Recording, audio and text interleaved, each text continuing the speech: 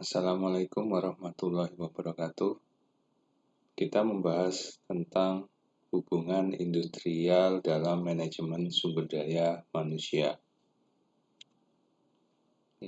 Jadi dalam pekerjaan sehari-hari, seorang karyawan sering mendapatkan beberapa masalah dalam hubungannya dengan pihak manajemen atau dari pihak perusahaan. Ya. Jadi bisa karena misalnya masalah kompensasi, upah misalnya, tunjangan-tunjangan, dan sebagainya. Ini bisa timbul masalah antara manajemen dan karyawan. Kemudian lingkungan kerja. Jadi apakah lingkungan tersebut cukup nyaman, atau misalnya keselamatan dan kesehatan kerja terjamin di lingkungan kerja. Nah, ini juga akan banyak menimbulkan masalah dalam hubungannya dengan perusahaan. Diskriminasi, walaupun secara teori tentu tidak diperbolehkan adanya diskriminasi dalam perlakuan atasan kepada bawahan misalnya, tetapi pada prakteknya beberapa masih dapat diskriminasi dalam hubungannya dengan atasan misalnya atau dengan perusahaan. Yang selanjutnya adalah tentang pemutusan hubungan kerja. Pemutusan hubungan kerja ini bisa apakah itu kontrak ataupun permanen. Nah, tentu PHK ini ada yang sesuai dengan peraturan, tetapi banyak juga pada kasus yang pemutusan hubungan kerjanya tidak sesuai dengan peraturan yang berlaku, sehingga menimbulkan konflik antara perusahaan dan karyawannya. Nah, inilah masalah-masalah yang sering timbul dalam hubungan industrial sehari-hari. Pengertiannya secara umum adalah hubungan industrial adalah hubungan kerja antara pemilik, manajemen, karyawan, dan pemerintah yang diikat dalam satu perjanjian kerja dalam satu waktu dan wilayah tertentu. Jadi tergantung waktunya, misalnya nanti kita akan membahas juga tentang perjanjian kerja, jadi ada waktu tertentu, ada yang permanen misalnya. Kemudian dalam hubungan kerja ini tentu berkaitan dengan hak, kewajiban, dan aturan yang mengikat di antara pihak-pihak yang terlibat. Hak ini juga ada dua tentu saja, hak karyawan, hak perusahaan juga harus dilindungi dalam hubungan industrial. Demikian juga dengan kewajiban. Kewajiban ini juga ada kewajiban dari karyawan maupun kewajiban dari perusahaan. Nah, inilah yang menjadi dasar hubungan industrial. Kita mengenal yang namanya perjanjian kerja. Ya. Pada pasal 124 Undang-Undang Nomor 13 Tahun 2003 tentang Ketenagakerjaan, ya, perjanjian kerja adalah perjanjian antara pekerja atau karyawan dengan pengusaha atau pemberi kerja yang memuat syarat-syarat kerja, hak, dan kewajiban para pihak. Nah, di sini kita lihat paling tidak ada 3 yang harus dicantumkan dalam perjanjian kerja, yaitu syarat-syarat kerja, hak, dan kewajiban kedua belah pihak. Ya. Sebagai contoh nih, misalnya ada sebuah lembar perjanjian kerja. Nah, kita lihat di sini. Yang pertama harus ada identitas kedua belah pihak. Jadi biasanya dicantumkan dalam perjanjian kerja pihak pertama dan pihak kedua, misalnya seperti itu. Tapi di sini kedua belah pihak harus jelas identitasnya. Kemudian hak dan kewajiban pengusaha. Nah, di sini juga harus dicantumkan hak dan kewajiban pengusaha. Haknya apa, kewajibannya misalnya memberikan upah sesuai dengan UMK dan sebagainya. Kemudian tanggal mulai berlaku perjanjian dan jangka waktu.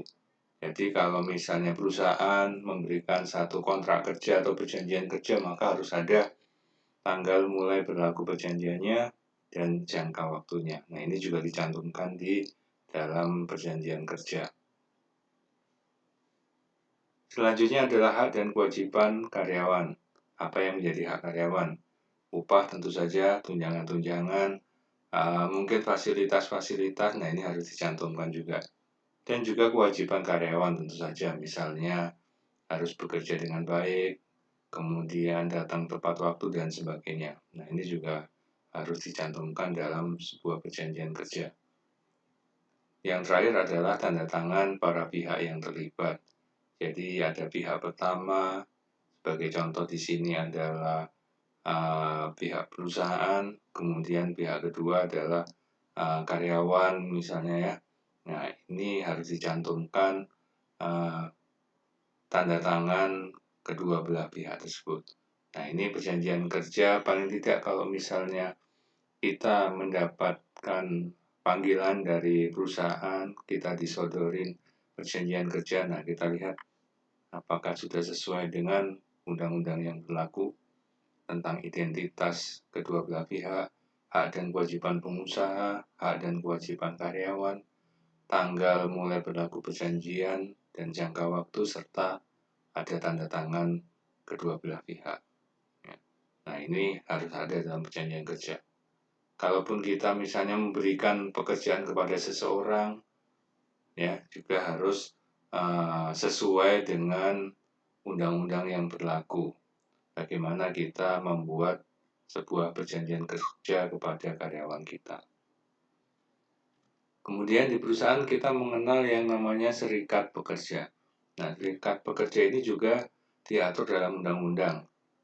Sebagai contoh misalnya Undang-Undang Nomor 13 Tahun 2003 tentang ketenagakerjaan, ini ada di pasal 1 ayat 17 tentang definisi serikat pekerja. Ya, silakan dipelajari. Jadi intinya adalah organisasi yang dibentuk dari, oleh, dan untuk pekerja baik di perusahaan maupun di luar perusahaan yang bersifat bebas, terbuka, dan sebagainya. Ya, gunanya adalah memperjuangkan, membela, dan melindungi hak dan kepentingan pekerja. Nah, ini yang menjadi definisi dari serikat pekerja. Jadi secara umum tentu serikat pekerja ini organisasi yang dibentuk oleh karyawan dan nantinya menjadi wakil karyawan untuk menyelesaikan permasalahan bila terjadi perselisihan antara karyawan dengan perusahaan. Nah, tujuan adanya hubungan industrial, mengapa hubungan antara karyawan dan perusahaan ini harus baik, sehingga dituangkan dalam undang-undang tentang hubungan industrial. Nah, tentu yang pertama adalah untuk memenuhi hak karyawan. Hak karyawan misalnya gaji, fasilitas-fasilitas, tunjangan, ya kemudian kesejahteraan yang lain, misalnya untuk kesehatan, untuk dana pensiun. Nah, ini supaya terpenuhi dengan adanya hubungan industrial. Kemudian membuat suasana yang nyaman dan aman di tempat kerja. Jadi perusahaan memiliki kewajiban untuk membuat suasana yang nyaman di tempat kerja, ya kemudian harus menjamin kesehatan dan keselamatan kerja di sana. Sementara karyawan juga harus menjaga aset dari perusahaan, ya sehingga dengan adanya hubungan industrial semuanya akan merasa nyaman dan aman, ya baik bagi karyawan maupun bagi perusahaan. Kemudian menghindari praktek-praktek kecurangan, ya jadi ya tentu kalau ada undang-undang yang mengatur, ada peraturan, ada perjanjian kerja bersama, maka kecurangan-kecurangan, diskriminasi ini bisa diminimalkan.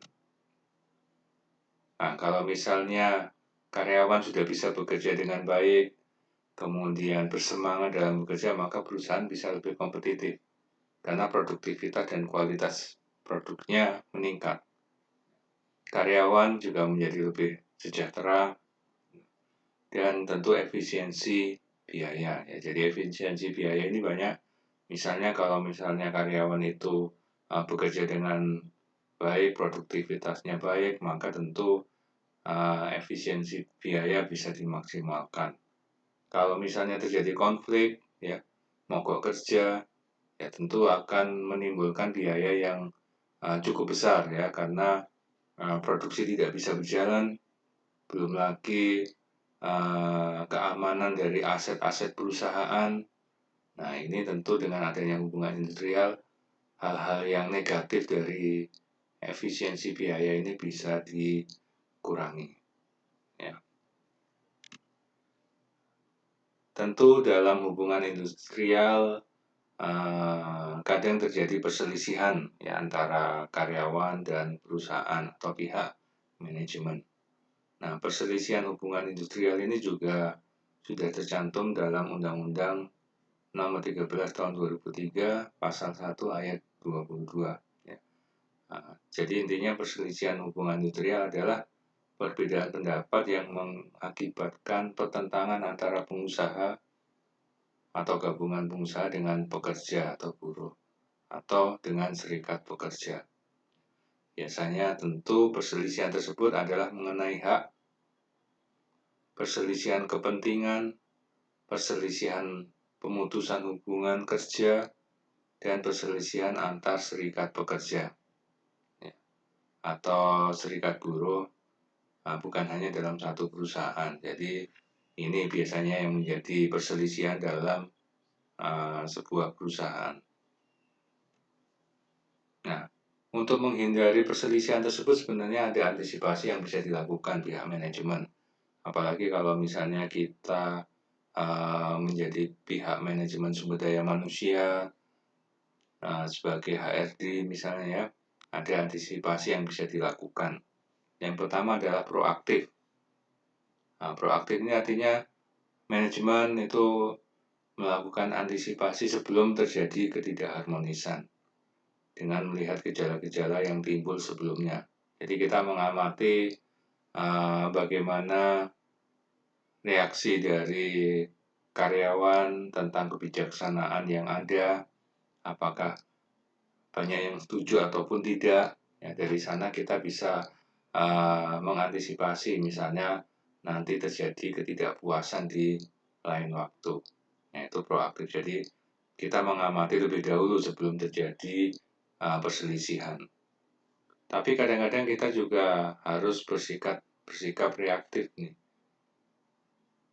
Karena bisa aja kondisi lingkungan, kondisi perekonomian tidak mendukung kemajuan perusahaan, misalnya terjadi inflasi yang cukup tinggi, kemudian bahan baku mahal misalnya, sehingga akan mempengaruhi keuangan dari perusahaan, dan kemudian harus ada misalnya pemutusan hubungan kerja, maka kadang-kadang kita harus bersikap reaktif. Jadi reaktif di sini adalah melakukan antisipasi dengan melihat gejala yang timbul setelah mengeluarkan kebijakan. Jadi kadang-kadang kita harus mengeluarkan kebijakan terlebih dahulu. Misalnya untuk hal pengakhiran kontrak kerja atau misalnya pemutusan hubungan kerja. Nah, dari sana kita juga harus punya ancang-ancang tindakan apa bila terjadi perselisihan. Jadi mau tidak mau kita mengambil kebijakan, tapi akibat dari kebijakan itu kita sudah harus punya rencana apa yang harus dilakukan. Ya, misalnya memberi kompensasi, kemudian membantu karyawan tersebut untuk memiliki usaha sendiri dan sebagainya. Ya, nah ini antisipasi yang bisa dilakukan oleh pihak manajemen sumber daya manusia. Nah, perselisihan hubungan industrial ini tentu bisa diselesaikan dengan beberapa cara. Ya. Dalam Undang-Undang Tenaga Kerja Nomor 2 Tahun 2004, ya, ada beberapa bentuk penyelesaian perselisihan. Yang pertama adalah perundingan bipartit.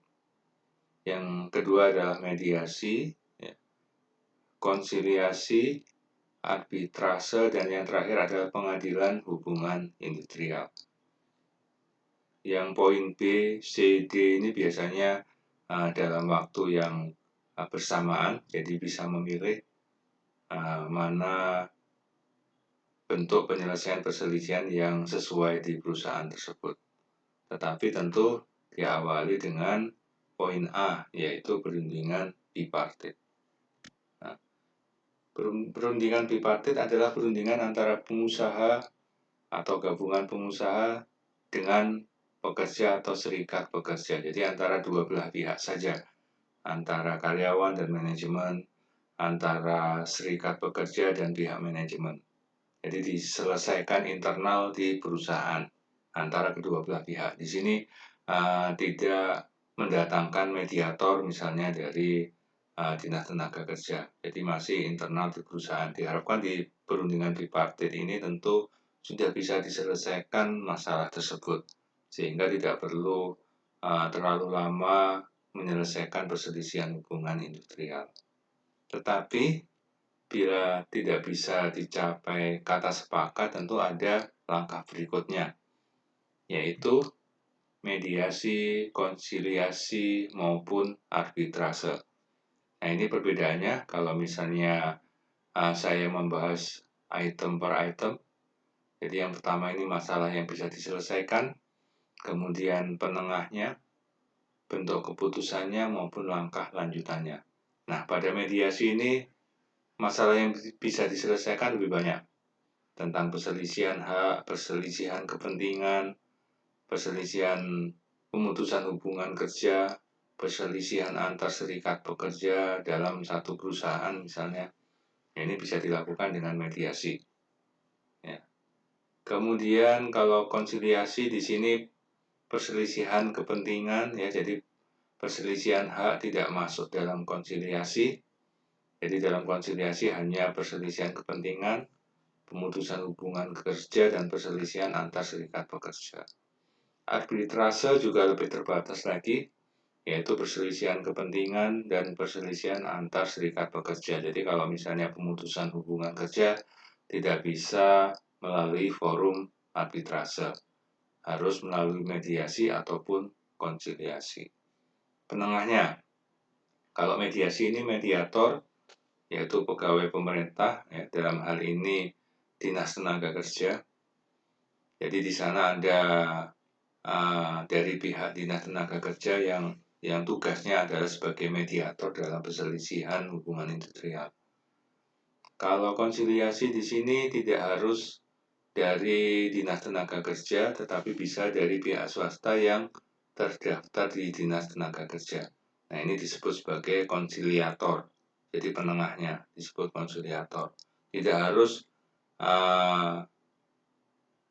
pegawai dari Dinas Tenaga Kerja, tetapi bisa pihak swasta, misalnya pengacara. Nah, itu bisa dilakukan dalam konsiliasi. Arbitrase ini disebut sebagai arbiter, penengahnya, yaitu pegawai pemerintah bidang tenaga kerja, sama dengan mediasi. Bentuk keputusan, mediasi adalah anjuran tertulis kepada pihak yang berselisih. Jadi anjuran, tentu tidak terlalu mengikat ya secara hukum, karena hanya berupa anjuran saja, tetapi tentu harus dipenuhi oleh kedua belah pihak. Ya. Kemudian dalam konsiliasi ini adalah perjanjian bersama, ditandatangani kedua belah pihak, didaftarkan pada pengadilan hubungan industrial. Ini lebih kuat dasarnya karena ada tanda tangan kedua belah pihak, kemudian juga didaftarkan dalam pengadilan hubungan industrial. Ya, jadi ya bentuknya adalah perjanjian bersama.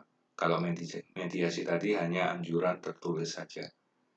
Kemudian arbitrase, ini putusan arbitrase bersifat tetap dan final. Jadi ini lebih kuat lagi, karena kalau misalnya disetujui dalam forum arbitrase, maka sudah tetap keputusannya. Jadi tidak bisa dilanjutkan pada langkah berikutnya. Jadi keputusan ini sudah final bagi kedua belah pihak yang berselisih. Langkah lanjutan dari item langkah lanjutan ini, dalam mediasi bila tidak ada kata sepakat atau anjuran tersebut dilanggar, maka bisa berlanjut ke pengadilan hubungan industrial. Sama dengan mediasi, konsiliasi juga demikian. Bila tidak sepakat atau terjadi pelanggaran dalam perjanjian bersama, ini bisa berlanjut ke pengadilan hubungan industrial. Sementara kalau arbitrase karena bentuk keputusannya sudah tetap, jadi tidak bisa dilanjutkan ke pengadilan hubungan industrial. Pada prakteknya, mediasi dan konsiliasi yang lebih banyak dipakai dalam perselisihan hubungan industrial. Nah, kalau misalnya ketiga forum tersebut tidak bisa mencapai kata sepakat, maka masuk ke pengadilan hubungan industrial. Jadi pengadilan khusus yang dibentuk di lingkungan pengadilan negeri yang berwenang memeriksa, mengadili, dan memberi putusan terhadap perselisihan hubungan industrial. Jadi ada sendiri pengadilan tentang hubungan industrial. Jadi didaftarkan di sana, kemudian sidang sesuai dengan aturan hukum yang berlaku. Nah, inilah penyelesaian perselisihan yang bisa dilakukan baik oleh pihak manajemen maupun pihak karyawan.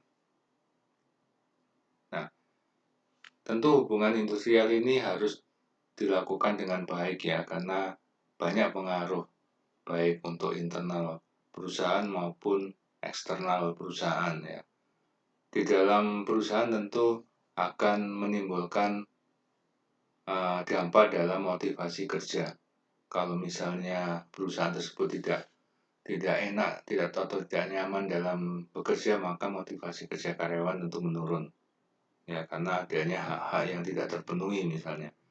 Nah, hubungan industrial yang nggak bagus tersebut tentu akan menimbulkan efek pada produktivitas yang rendah, kualitas produk yang rendah.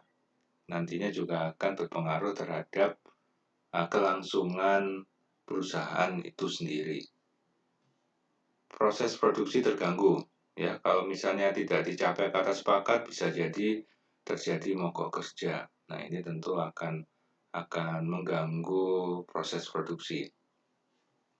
Kalau proses produksi terganggu, maka supply produk ke konsumen juga terganggu. Ya, tentu kemudian berpengaruh terhadap income perusahaan. Keamanan aset tidak terjaga, ya, rawan perusakan karena di saat demo, di saat mogok kerja itu sangat rawan terjadinya pergesekan kepentingan antara perusahaan dan karyawan. Bisa jadi kondisinya memanas ya, dan tidak bisa terkendali dan akhirnya terjadi perusakan-perusakan yang akan mengakibatkan aset-aset perusahaan menjadi rusak misalnya. Kinerja karyawan menurun, ya, motivasi kerja, jadi semangat juga turun, dan turnover yang terlalu tinggi. Turnover jadi keluar masuk, karyawan tidak suka dengan manajemen, maka dia keluar. Manajemen harus mencari karyawan baru yang tentu menimbulkan biaya tersendiri dalam proses seleksinya. Nah, ini adalah akibat dari hubungan industrial yang kurang baik. Ya, pengaruhnya sangat besar di dalam perusahaan. Belum lagi kalau misalnya di luar perusahaan ada pengaruh yang harus ditanggung oleh perusahaan tersebut. Sebagai contoh misalnya citra perusahaan.